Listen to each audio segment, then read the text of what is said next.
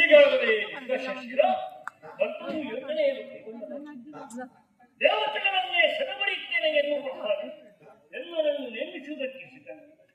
ಇದೇ ಸೆರೆಮನೆಯಲ್ಲಿದ್ದೇನೆ. ಯಾರು ಅದಕ್ಕೆ ಪ್ರಣಾಳಿಕೆಗಳನ್ನು ಹೊಂದಿಕೊಂಡವರು ಕಬ್ಬಿಣದ ಕರಡುಗಳಿಂದ ನನ್ನ ಕೈಕಾಲುಗಳಿಂದ ಬಂಧಿಸಿದ ಸಂಪಾದನೆಯನ್ನೇ ನಾನು ಇನ್ನೇಕೆ ಹೊರಗಿದೆ ಬರೋದಕ್ಕೆ ಬರದ ಅಲ್ಲಿಯೂ ಕಾಣುವುದಿಲ್ಲ. ಕಥವನ್ನು ಹೇಳಿದ್ದೇನೆ. ಇಲ್ಲಿ ನನ್ನ ಆತ್ಮವಿಚಾರವನ್ನು ಹೇಳಬೇಕು. ಕಿಚ್ಚಿಂದ ಚಿತ್ರಿಯನ್ನು ನೋಡಲಿ.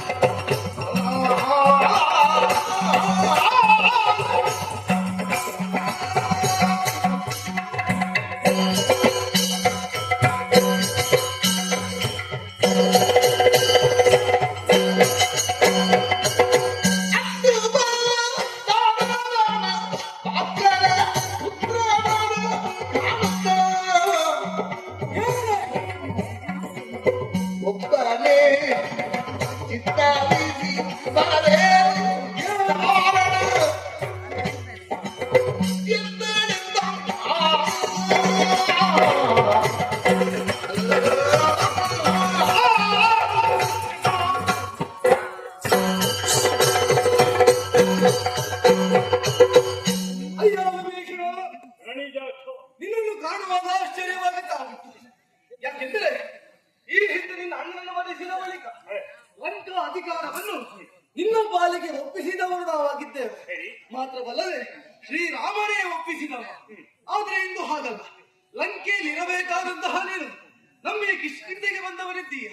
ಒಂದದ್ದು ಮಾತ್ರವಲ್ಲ, ನಿನ್ನ ಬದಲವನ್ನು ಸರಿಯಾಗಿ ಗಮನಿಸಿದ್ರೆ ಮುಖದಲ್ಲಿ ಸಂತೋಷ ಎಂಬುದು ಕಾಣುವುದಿಲ್ಲ, ಬೇಸರ ಎಂಬುದು ಎದ್ದು ಕಾಣುತ್ತಾಯಿ.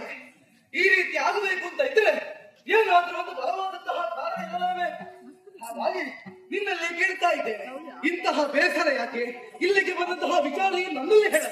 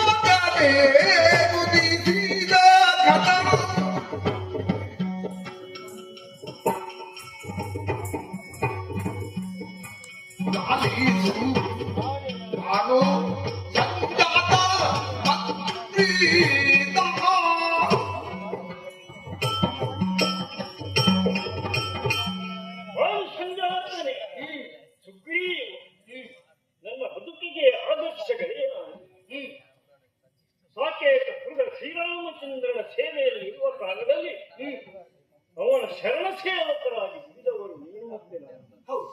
ಅಂತ ಆತ್ಮೀಯತೆ ನನ್ನಲ್ಲಿ. ನಿನ್ನನ್ನ ಕಳೆದುಕೊಂಡ ಬಳಿಕ ಚಿನ್ನಾನವನ್ನು ರಾಮಚಂದ್ರನಿಂದ ಕೊಂಡಿಯೋ. ನನ್ನ ಅಣ್ಣರಾವ ರಾಮನನ್ನು ಕಳೆದುಕೊಂಡ ಬಳಿಕ ಆ ಶ್ರೀರಾಮನ ಲಂಕಾಪಟ್ಟಣದ ನಗರವನ್ನು ನನಗೆ ಜೀವನದ ಶ್ರೀರಾಮ ಲಕ್ಷ್ಮಣ ಚಕ್ರಾಮೃತವನ್ನೇ ದಕ್ಕಿಸಿಕೊಂಡವರು. ಈ ಕಾಲದಲ್ಲಿ ಬೇರೆಯ ವಿಗಶಾಕ್ಷೀರ ಎನ್ನುವ 20 ತಲೆಯನ್ನು ಹೊಂದಿದವ, 40 ಕರಗಳನ್ನು ಪಡೆದವ, 40 ನೇತ್ರಗಳನ್ನು ಹೊಂದಿದವ. ಬೇರೆ ಯಾರು ಮತ್ಯಾರು? ಇಂದ್ರಜಿತ್ತು ಸುಕುಮಾರ ಇದ್ದನು. ಕಾಲದಕ್ಕೆ ಬಂದ ನನ್ನೊಡನೆ ಅಧಿಕಾರವನ್ನು ಬಿಟ್ಟುಕೊಡುವಂತೆ ಕೇಳಿಕೊಂಡ. ಇವರ ಮೇಲವಾಗಿ ನಾನು ಸೋಲನ್ನು ಕಂಡೇ ಶರಣನಿಗೆ ಇಟ್ಟಿದೆ. ಇವರ ಬಗ್ಗೆ ಹೇಳುವುದಿದ್ರೆ ಇನ್ನೊಂದು ಮಾತು.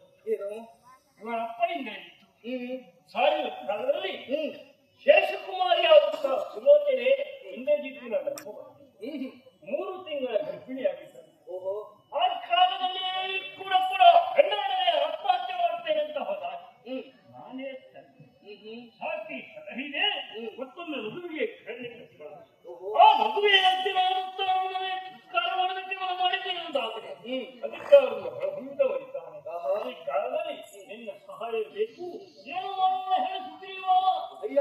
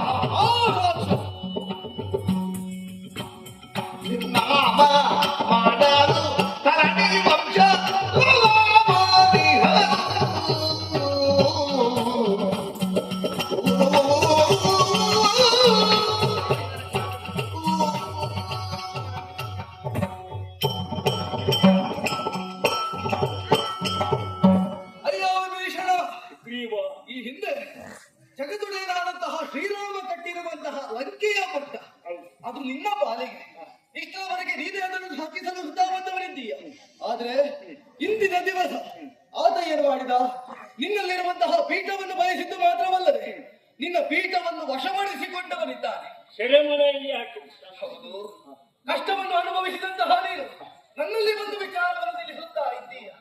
ನಿನ್ನ ವಿಚಾರವನ್ನು ಕೇಳುವಾಗ ನನ್ನ ಪಾಲಿಗೂ ಮನಸ್ಸಿಗೆ ಬೇಸರವಾಗುತ್ತಾ ಉಂಟು. ಹಾಗಂತ ಯಾವುದೇ ಒಂದು ಕಷ್ಟ ಉಂಟುಂಟಾದ ಮೇಲೆ ಅದಕ್ಕೆ ಒಂದು ಪರಿಹಾರ ಎಂಬುದು ಲಭ್ಯವಾಗಿಯೇ ಆಗ್ತದೆ. ಹೇಗೆ ಎನ್ನುವ ಹಾಗೆ ಆಲೋಚನೆ ಮಾಡಿದರೆ ಈ ಹಿಂದೆ ಬಂದಂತಹ ಕಷ್ಟವನ್ನು ದೂರೀಕರಿಸಿದವನು ಶ್ರೀರಾಮ ನಮ್ಮ ದೇವರಿದ್ದಾರೆ. ಹಾಗಿರುವಾಗ ಬಂದಂತಹ ಕಷ್ಟವನ್ನು ದೇವರಲ್ಲಿ ನಾವು ತಿಳಿಸಿದೆವು ಅಂತಾದ್ರೆ ಬಂದಂತಹ ಕಷ್ಟಕ್ಕೆ ಪರಿಹಾರ ಆ ದೇವರೇ ಸೂಚಿಸಿಕೊಟ್ಟಾರು. ಹಾಗಾಗಿ ನಿನ್ನಲ್ಲಿ ಹೇಳ್ತಾ ಇದ್ದೆ, ದೇವ ಇರುವಂತಹ ಅಯೋಧ್ಯೆಗೆ ನಾವು ಹೋಗೋಣ, ಮುಂದುವರಿಯೋಣ.